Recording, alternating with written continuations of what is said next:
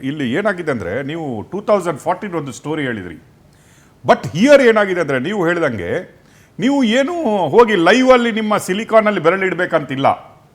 Wear ever they get, even ಒಂದು ಮೊಬೈಲಲ್ಲಿ ನಿಮ್ಮ ತಮ್ಮದು ಫೋಟೋ ತಗೊಂಡ್ರೆ ಸಾಕು, ಅಥವಾ ನೀವೊಂದು ಏನು ಶಾಯಿ ಹಾಕ್ಬಿಟ್ಟು ನಿಮ್ಮ ಹೆಬ್ಬೆಟ್ಟು ಗುರುತನ್ನು ಹಾಕ್ಬಿಟ್ರೂ ಸಾಕು. ಅಥವಾ ಟುಡೇಸ್ ವರ್ಲ್ಡ್ ನಿಮ್ಗೆ ಗೊತ್ತಿದೆ, ನಮ್ಮ ಸಬ್ ರಿಜಿಸ್ಟ್ರಾರ್ ಆಫೀಸಲ್ಲಿ ಆಲ್ಮೋಸ್ಟ್ ಎಲ್ಲರದ್ದು ಫಿಂಗರ್ ಪ್ರಿಂಟ್ಗಳು ಇದ್ದೇ ಇರ್ತವೆ.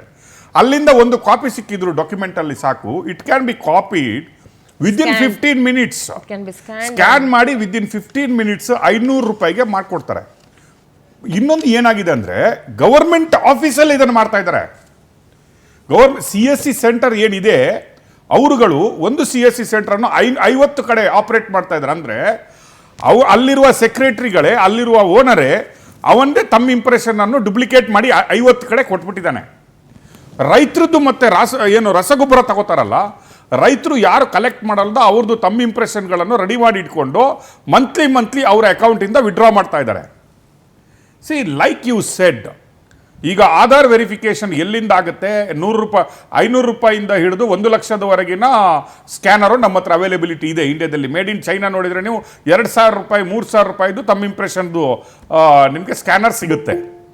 But like you said, nowhere it is said that you can't use, ಈ ಥರದ್ದು ಯೂಸ್ ಮಾಡಲಿಕ್ಕಿಲ್ಲ, ನೀವು ಇದೇ ಒಂದು ಐಡೆಂಟಿಫಿಕೇಷನ್ ಇರುವ ಸ್ಕ್ಯಾನರನ್ನು ಯೂಸ್ ಮಾಡಬೇಕಂತ ಎಲ್ಲೂ ಇಲ್ಲ.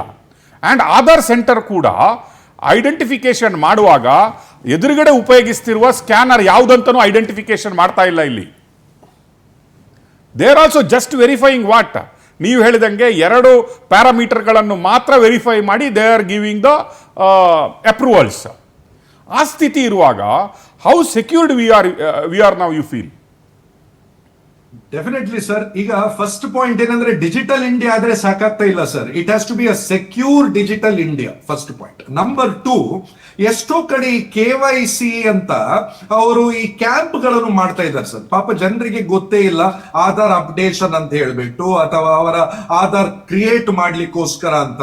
ಸೊ ಅವರ ಬೆರಳಚ್ಚಿ ಕೊಡ್ತಾ ಇದ್ದಾರೆ. ಸೊ ಈ ಪ್ರಾಬ್ಲಮ್ ಬೆರಳಚ್ಚಿಯಲ್ಲಿ ಏನಂದ್ರೆ ಸರ್, ನೀವು ನಿಮ್ಮ ಪಾಸ್ವರ್ಡ್ ಚೇಂಜ್ ಮಾಡಬಹುದು, ನೀವು ನಿಮ್ಮ ಪಿನ್ ಚೇಂಜ್ ಮಾಡಬಹುದು, ನೀವು ನಿಮ್ಮ ಏನ್ ಬೇಕಾದ್ರದ್ದು ಅಕೌಂಟ್ ನಂಬರ್ ಅನ್ನು ಚೇಂಜ್ ಮಾಡ್ಲಿಕ್ಕೆ ಆಗುತ್ತೆ ನಿಮ್ಗೆ.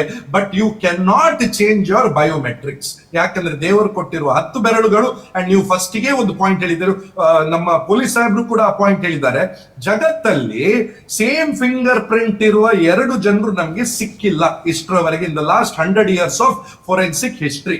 ನಂಬರ್ 2, ಕೆಲವು ಮ್ಯಾಚಿಂಗ್ ಆಗಿದೆ, ನಾನು ಆಗ್ತಾ ಇಲ್ಲ ಅಂತ ಹೇಳ್ತಾ ಇಲ್ಲ. ಅದು ಯಾಕಾಗಿದೆ ಅಂದ್ರೆ ಪುವರ್ಲಿ ರೆಕಾರ್ಡೆಡ್ ಬಯೋಮೆಟ್ರಿಕ್ ಡಿವೈಸಸ್ ಇಂದ ನೀವು ಕ್ಯಾಪ್ಚರ್ ಮಾಡಿದ್ರಿಂದ ಕೆಲವು ಆಗಿರಬಹುದು, ಅಥವಾ ನೀವು ಕರೆಕ್ಟ್ ಆಗಿ ನಿಮ್ಮ ಎಂಟೈರ್ ಬೆರಳಚ್ಚಿಯನ್ನು ಸ್ಕ್ಯಾನ್ ಮಾಡದ ಕಾರಣ ಯಾವುದೋ ಒಂದು ಸಣ್ಣ ಏರಿಯಾವನ್ನು ಕ್ಯಾಪ್ಚರ್ ಮಾಡಿದ್ರಿಂದ ಆಗಿರಬಹುದು. ಬಟ್ ನಮ್ಗೆ ಒಂದು 100% ಆಗಿ ಸೇಮ್ ಫಿಂಗರ್ ಪ್ರಿಂಟ್ ಇರೋದು. ಯಾಕಂದ್ರೆ ವೂಂಬಲ್ ಇರುವಾಗಲೇ because of the different movements ನಮ್ದು finger prints, this is nature. So ಹಾಗಿರುವಾಗ ನೇಚರ್ ಹೇಗೆ ನಮ್ಮ ಫಿಂಗರ್ ಪ್ರಿಂಟ್ ಪ್ರೊಟೆಕ್ಟ್ ಮಾಡಿದ್ದಾರೆ, we have failed to protect that finger print in the digital world. ಈಗ ಕೆಲವು ಕಡೆ ನೋಡಿ, ನಾನು ಸರ್ಗೆ ಹೇಳ್ತಾ ಇದ್ದೀನಿ, ಆಂಧ್ರ ಪ್ರದೇಶದಲ್ಲಿ ನೀವು ಈಗ ಹೋದರೆ, ಸಬ್ ರಿಜಿಸ್ಟರ್ ಆಫೀಸ್ಗೆ ಹೋದರೆ ನಿಮ್ಮ ಫೋಟೋನು ಕ್ಲಿಕ್ ಮಾಡ್ಕೊಳ್ಳಲ್ಲ ಅವರು. ನೀವು ಹೋಗಿ ಫಿಂಗರ್ ಪ್ರಿಂಟ್ ಕೊಟ್ಬಿಟ್ರೆ ಸಾಕು, ಈ ಒಂದು ಫೋಟೋನು ಅದು ಆಧಾರ್ ಕಾರ್ಡಿಂದ ಎಕ್ಸ್ಟ್ರಾಕ್ಟ್ ಮಾಡ್ಕೊಳ್ಳುತ್ತೆ. ಅಂಥ ಸ್ಥಿತಿ ಇರುವಾಗ ನೀವು ಇಟ್ಕೊಳ್ಳಿ, ನಾಳೆ ನಿಮ್ಮ ತಮ್ಮ ಇಂಪ್ರೆಷನ್ ನನಗೆ ಸಿಕ್ಬಿಡ್ತು, ನಾನು ಹೋಗ್ಬಿಟ್ಟು ಸಬ್ ರಿಜಿಸ್ಟರಲ್ಲಿ ಈ ಫಿಂಗರ್ ಪ್ರಿಂಟ್ ಇಟ್ಬಿಟ್ಟು ನಿಮ್ಮ ಲ್ಯಾಂಡನ್ನು ನೀವೇ ಕೂತ್ಕೊಂಡಂಗಿರುತ್ತೆ, ನಿಮ್ಮ ಫೋಟೋನ ಎಕ್ಸ್ಟ್ರಾಕ್ಟ್ ಆಗುತ್ತೆ. Even I can change your OTP ಕೊಡುವ ಮೊಬೈಲ್ ನಂಬರನ್ನು, ತಮ್ಮ ಇಂಪ್ರೆಷನ್ ತಗೊಂಡೋಗ್ಬಿಟ್ಟು ಆಧಾರ್ ಸೆಂಟ್ರಲ್ಲಿ ಹೋಗ್ಬಿಟ್ಟು ನಾನು ನಿಮ್ಮ ಫೋನ್ ನಂಬರನ್ನು ನನ್ನ ಫೋನ್ ನಂಬರ್ ಆಗಿ ಪರಿವರ್ತಿಸ್ಕೊಳ್ಬೋದು, ನಿಮ್ಮ ಇಮೇಲನ್ನು ನನ್ನ ಇಮೇಲ್ ಆಗಿ ಪರಿವರ್ತಿಸ್ಕೊಳ್ಳೋದು. ನೀವು ಹೇಳ್ದಂಗೆ ತಮ್ಮ ಇಂಪ್ರೆಷನ್ ಬಿಟ್ಬಿಟ್ಟು ಉಳಿದಿದ್ದೆಲ್ಲವನ್ನು ನಾವು ಚೇಂಜ್ ಮಾಡ್ಕೊಬೋದು. ಕರೆಕ್ಟ್. ಇಂತಹ ಪರಿಸ್ಥಿತಿ ಇರುವಾಗ ಒಬ್ಬ ಜನಸಾಮಾನ್ಯ ಯಾವ ರೀತಿಯಲ್ಲಿ ಗೌರ್ಮೆಂಟ್ ಆಫೀಸಸ್ಗಳಲ್ಲಿ ಹೋಗಿ, ಅಥವಾ ರಿಜಿಸ್ಟರ್ ಆಫೀಸಸ್ಗಳಲ್ಲಿ ಹೋಗಿ, ಅಥವಾ ಯಾವುದಾದ್ರೂ ಒಂದು ಬ್ಯಾಂಕ್ಗಳಲ್ಲಿ ಹೋಗಿ, how securely he can keep his finger, ಹೌದು ನಂದು ಇದು ಕಾಪಿ ಆಗಲ್ಲ ಅನ್ನುವ ಭರವಸೆ ಅವನಿಗೆ ಹೆಂಗಿರುತ್ತೆ ಸರ್?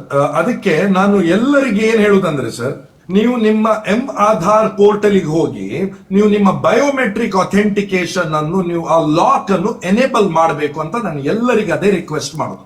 ಯಾಕಂದ್ರೆ ನೀವು ಅದನ್ನು ಲಾಕ್ ಮಾಡಿದ್ರೆ ಈ ತರ ಅವರ ಫಿಂಗರ್ ಪ್ರಿಂಟ್ ಯೂಸ್ ಮಾಡಿ ಮಿಸ್ಯೂಸ್ ಮಾಡುವ ಸಾಧ್ಯತೆಗಳು ಬರಲ್ಲ.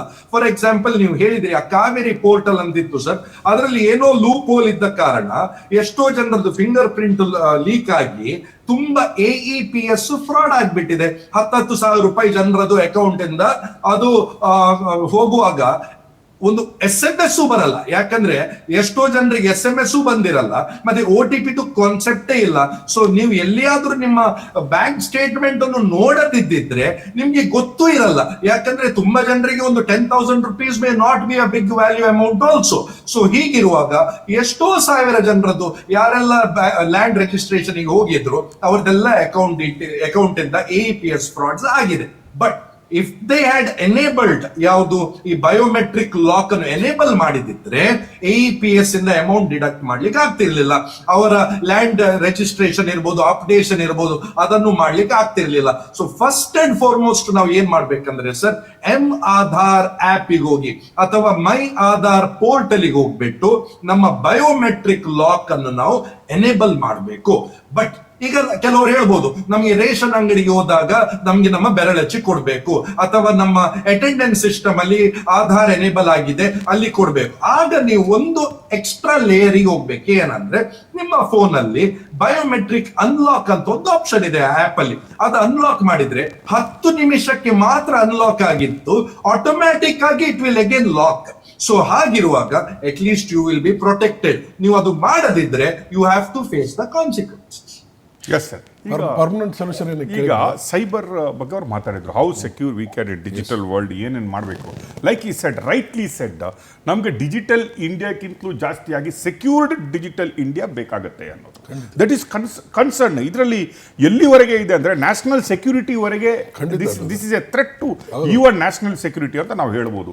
ಎಷ್ಟು ಜನರ ಹತ್ರ ಎಷ್ಟು ಕಾಪಿ, ಈ ಟಾಕಿಂಗ್ ಅಬೌಟ್ ಮಾಲ್ವೇರ್ಸ್, ಏನೆಲ್ಲ ಯಾವ ರೀತಿಯ ಒಂದು ಸಿಸ್ಟಮ್ಗಳನ್ನು ನಾವು ಯೂಸ್ ಮಾಡ್ತಾ ಇದ್ದೀವಿ, ಅದು ಎಷ್ಟು ಔಟ್ಡೇಟೆಡ್ ಇದೆ, ಆಂಟಿ ವೈರಸ್ ಇದೆನಾ, ಮಾಲ್ವೈರಸ್ಗಳಿದೆನಾ, ಅದನ್ನೆಲ್ಲ ನೋಡುವಂಥ ಸಿಸ್ಟಮ್ ನಮ್ಮಲ್ಲಿ ಇಲ್ಲ. ಈಗ ಇದೆ. ನಾನು ಈಗ ಇನ್ನೊಂದು ಸೆಕ್ಷನ್ಗೆ ಬರ್ತೀನಿ, ನೀವೇ ಹೇಳ್ತೀರಿ. ನಾಳೆ ಒಂದು ಸ್ಟ್ಯಾಂಪ್ ಪೇಪರ ಅಥವಾ ನಾಳೆ ಯಾವುದೋ ಒಂದು ಪೇಪರ್, ಆನ್ ಡಿಮೆಂಡ್ಸ್ ಪೇಪರ್ಸ್ ಯಾವುದೋ ಒಂದು ಇದೆ, ಅದಕ್ಕೆ ಈ ರೀತಿಯ ತಂಬ್ ಇಂಪ್ರೆಷನ್ಗಳನ್ನು ತಗೊಂಡ್ಬಿಟ್ಟು ಶಾಯಿ ಇಂಕ್ ಹಾಕ್ಬಿಟ್ಟು ಅದನ್ನೇ ಒತ್ತುಬಿಟ್ರೆ ನಾಳೆ ನಿಮ್ಮ FSL ಅಲ್ಲಿ ಇಫ್ ಇಟ್ ಈಸ್ ಪ್ರೂವ್ಡ್, ಈಗ ನಾವು ಹೇಳ್ತಾ ಇರೋದು ಲೈವ್ನೆಸ್ ಡಿಟೆಕ್ಷನ್ ಎಲ್ಲ ಹೇಳ್ತಾ ಮಾತಾಡ್ತಾ ಇದ್ವಿ.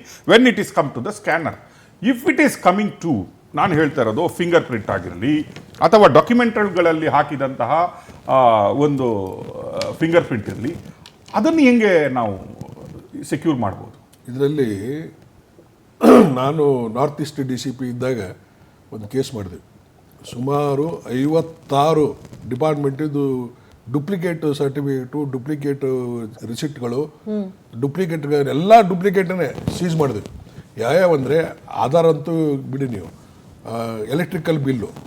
ಎಲೆಕ್ಟ್ರಿಸಿಟಿ ಬಿಲ್ಲು, ಆಮೇಲೆ ಮನೆ ಅಲಾಟ್ಮೆಂಟ್ ಆಗಿದ್ದು ಆರ್ಡರ್ ಕಾಪಿ ಹೌಸಿಂಗ್ ಬೋರ್ಡ್ಲಿಂದ, ಆನಂತರ 18ನೇ ಶತಮಾನದಲ್ಲಿ ಕೃಷ್ಣರಾಜ ಒಡೆಯರು ದಾನ ಮಾಡಿದಂಥ ಒಂದು ಸ್ಟಾಂಪ್ನಲ್ಲಿ ಬರುವಂಥ ಇದು ಅವನು ಫಿಂಗರ್ ಪ್ರಿಂಟನ್ನು, ಅದು ಡುಪ್ಲಿಕೇಟ್ ಅಂತ ಬಂತು ನಮಗೆ FSLದಿಂದ. ಆಮೇಲೆ ಅದನ್ನು ಸಹ ಡುಪ್ಲಿಕೇಟ್ ಮಾಡಿ ಮಹಾರಾಜರ ಕಡೆಯಿಂದ ನಮಗಿದು ದಾನ ಮಾಡಿದ್ದಾರೆ ನಮಗೆ ಅಂತೇಳೋದು, ಅದ್ರ ಮೇಲೆ ಮಾಡ್ಕೊಂಡು ಕೋರ್ಟಿಂದಕ್ಕೆ ಇದು ಅವನು ಕ್ಲೇಮ್ ಮಾಡಿದ್ದ ತಾನು. ಅದು ಅವನ ಆರ್ಡರ್ ಆಗಿತ್ತು. ನಾವು ಕೇಸ್ ಹಾಕಿದ್ಮೇಲೆ ಇದು ಡುಪ್ಲಿಕೇಟ್ ಆದಮೇಲೆ ಆಮೇಲೆ ಅದಕ್ಕೆ ಸ್ಟೇಜ್ ಆಗಿತ್ತು. ಅಲ್ಲ, ಆಗ ಈ ರೀತಿಯ ಟೆಕ್ನಾಲಜಿ ಇದು ಎಲ್ಲೆಲ್ಲಿದೆ ಅಂದರೆ ಮೇನ್ ತಹಶೀಲ್ದಾರ್ ಆಫೀಸ್ನಲ್ಲಿ, ಸಬ್ ರಿಜಿಸ್ಟರ್ ಆಫೀಸ್ನಲ್ಲಿ 3-4 ಗ್ಯಾಂಗ್ ಇದಾವೆ. ಇಲ್ಲೇ ಬೆಂಗಳೂರಲ್ಲೇ ನಾವು ಅಲ್ಲಿ ಹೋಗಿ ರೇಡ್ ಮಾಡಿದ್ವಿ. ನಮ್ಮ ಏರಿಯಲ್ಲಿ ಜುಡಿಷಿಯೇಷನ್ ಅಲ್ಲ, ನಮ್ಮಲ್ಲಿ ನಂದು ಇರೋದು ಇಲ್ಲಿಗೆ ಇದರಲ್ಲಿತ್ತು, ಸಹಕಾರ ನಗರದಲ್ಲಿ ಆಫೀಸು, ಅವಾಗೆ DCP office.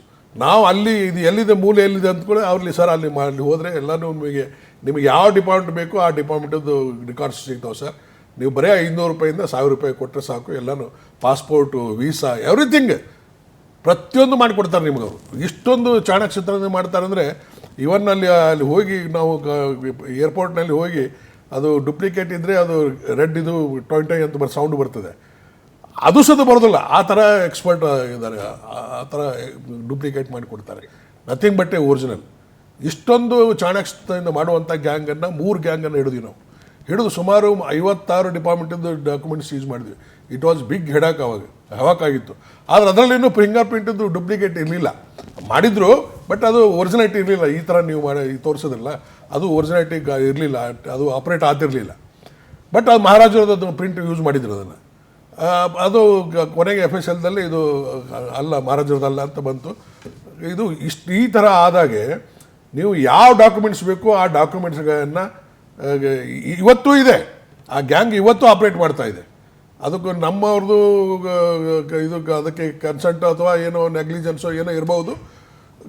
Still they are operating. ಇದು ಭಾಳ, ಅದರಲ್ಲಿನೂ ಈ ಡಿಜಿಟಲ್ ವರ್ಲ್ಡ್ ಆದಮೇಲೆ ನೋಡಿ 56,000 ಕೋಟಿ ಕಳ್ಳತನವಾಗಿದೆ ಡಿಜಿಟಲ್ ಬ್ಯಾಂಕ್ಲಿಂದ. 56 ಸೈಬರ್ ಕ್ರೈಮ್ನಿಂದ 56,000 ಕೋಟಿ. 56,000 ಕೋಟಿ. ನಮ್ಮಲ್ಲಿ ಏನಿದೆ ಪೊಲೀಸ್ ಸ್ಟೇಷನ್, ಈಗ ಮೊದಲು ಬೆಂಗಳೂರು ಒಂದೇ ಇತ್ತು ಸೈಬರ್ ಪೊಲೀಸ್ ಸ್ಟೇಷನ್. ಈಗ ಎಲ್ಲ ಜಿಲ್ಲೆಯಲ್ಲಿ ಒಂದೊಂದು ಸ್ಟೇಷನ್ ಮಾಡಿದ್ದಾರೆ. ಬೆಂಗಳೂರಲ್ಲಿ 8 ಸ್ಟೇಷನ್ ಮಾಡಿದ್ದಾರೆ. ಸ್ಟಾಪ್ ಎಷ್ಟಿದೆ? 10ರಿಂದ 12. ಆಪ್ರೇಟ್ ಮಾಡೋದು ಎಲ್ಲಿ? ನೈಜೀರಿಯಾ, ಕೀನ್ಯಾ, ಮಲೇಷಿಯಾ, ಅಲ್ಲಿ ಕುಂತು ಆಪ್ರೇಟ್ ಮಾಡ್ತಾರೆ. ಇಲ್ಲಿ ಸ್ಟಾಪ್ ಇಲ್ಲ, ಹೋಗೋದಿಲ್ಲ. ಯಾವುದು VIP ಫೋನ್ ಪ್ರೆಷರ್ ಯಾವ್ದು ಬರ್ತದೆ ಅದನ್ನ ಕೇಸ್ ರಿಜಿಸ್ಟರ್ ಮಾಡ್ತಾರೆ. ಇಲ್ಲಾಂದ್ರೆ ಹಿಡ್ಕೊಂಬರೋದಂತೂ ಸಾಧ್ಯನೇ ಇಲ್ಲ. ಯಾರು ಹೋಗ್ತಾರೆ ನೈಜೀರಿಯಾಕ್ಕೆ? ನಾವು ಏನಿದ್ರು ಕಲ್ಕತ್ತಾಗೇನೆ ಹೋಗಲ್ಲ ನೀವು ನೈಜೀರಿಯಾದ ಇಂಟರ್ಪೋಲ್ ಮುಖಾಂತರ ಮಾಡೋಕೆ ಹೋದ್ರೆ ಅದು ವರ್ಷಗಟ್ಟಲೆ ತಗೋತದೆ. ಈ ತರ ತೊಂದರೆ ಇದೆ ಬ್ರದರ್. ಇದಕ್ಕೆ ನಮ್ಮ ಸ್ನೇಹಿತರು ಹೇಳಿದಾಗೆ, ಎಕ್ಸ್ಪರ್ಟ್ ಹೇಳಿದಾಗೆ, ಇದಕ್ಕೆ ಸಪ್ರೇಟ್ ಆದ ಡಿಪಾರ್ಟ್ಮೆಂಟ್ ಇಲ್ಲ, ಸಪ್ರೇಟ್ ಆದ ಮಿನಿಸ್ಟ್ರಿ ಇಲ್ಲ, ಪಾಲಿಸಿ ಇಲ್ಲ.